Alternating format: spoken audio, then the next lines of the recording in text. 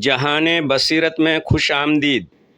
کیا آپ جانتے ہیں کہ جنت میں داخل ہونے والا پہلا شخص کون ہوگا؟ رسول اللہ صلی اللہ علیہ وسلم نے فرمایا، میں قیامت کے دن جنت کے دروازے پر آؤں گا، دروازہ کھلوانے کی درخواست کروں گا۔ خازن پوچھے گا، آپ کون ہیں؟ میں فرماؤں گا، محمد صلی اللہ علیہ وسلم۔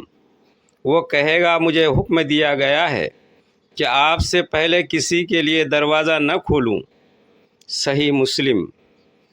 یعنی سب سے پہلے جنت میں داخل ہونے کی سعادت ہمارے پیارے نبی حضرت محمد صلی اللہ علیہ وسلم کو حاصل ہوگی۔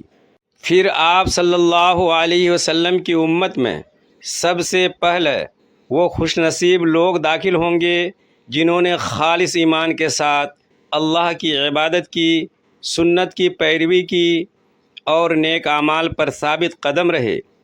ایک حدیث میں آیا ہے کہ آپ صلی اللہ علیہ وسلم کی امت کے 70,000 افراد بغیر حساب و کتاب کے جنت میں داخل ہوں گے، اور اللہ تعالیٰ اپنے فضل سے ان کے 60 مزید لوگوں کو بھی جنت عطا فرمائے گا۔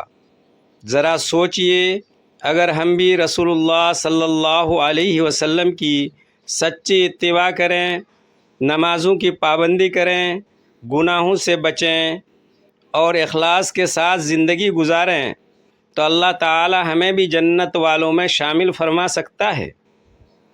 آپ کی کیا خواہش ہے؟